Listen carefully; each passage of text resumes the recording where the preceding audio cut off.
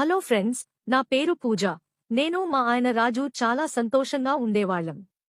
నేను పల్లెటూరులో పెరిగినదాన్ని కాబట్టి నేను మా ఆయన అడిగినవన్నీ చేయలేకపోయేదాన్ని.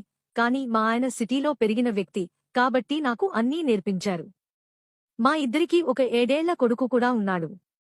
మేముంటున్న ఊర్లో మాకు కొన్ని గ్రోసరీ షాపులు కూడా ఉన్నాయి. మా ఆయనే వాటన్నిటినీ చూసుకునేవారు. మా నాన్నగారు మా గ్రామంలో పెద్ద జమీందారీ. మాకు కొన్ని వేల ఎకరాల భూమి కూడా ఉంది. అక్కడ నాకు ఒక అక్క కూడా ఉంది. పేరు ప్రియా. తను నాకన్నా 2 ఏళ్లు పెద్దది. అలాగే తనకి 2 పిల్లలు. తను వాళ్ళాయన మా నాన్నగారు ఉండే గ్రామంలోనే ఉంటారు.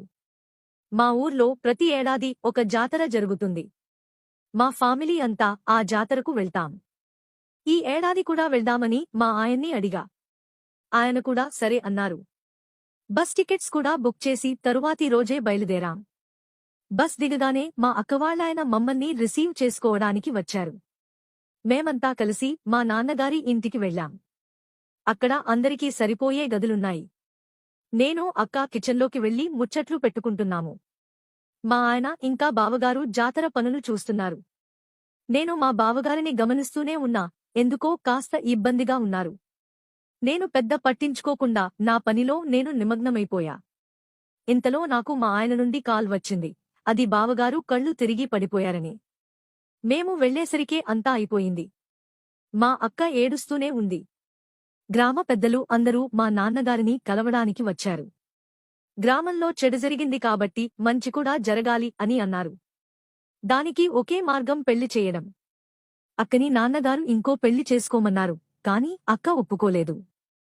తనకి ఊరు వదిలి వెళ్లిపోవాలనుంది. ఇంతలో నాన్న నా దగ్గరికి వచ్చి మా ఆయనతో ప్రియనిచ్చి పెళ్లి చేయాలనుకుంటున్నా అన్నారు. నేను కూడా బాగా ఆలోచించి అక్కకి 2 పిల్లలు, ఇలా వదిలేస్తే కష్టమని నేను కూడా ఒప్పుకున్నా.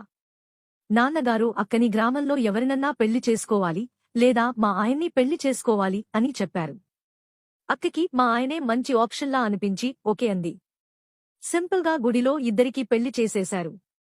మరి వారి కార్యం ఎలా జరిగిందో నెక్స్ట్ పార్ట్లో తెలుసుకుందాం. స్టోరీని ఫాలో అవ్వడానికి మా ఛానల్ని సబ్స్క్రైబ్ చేసుకోండి.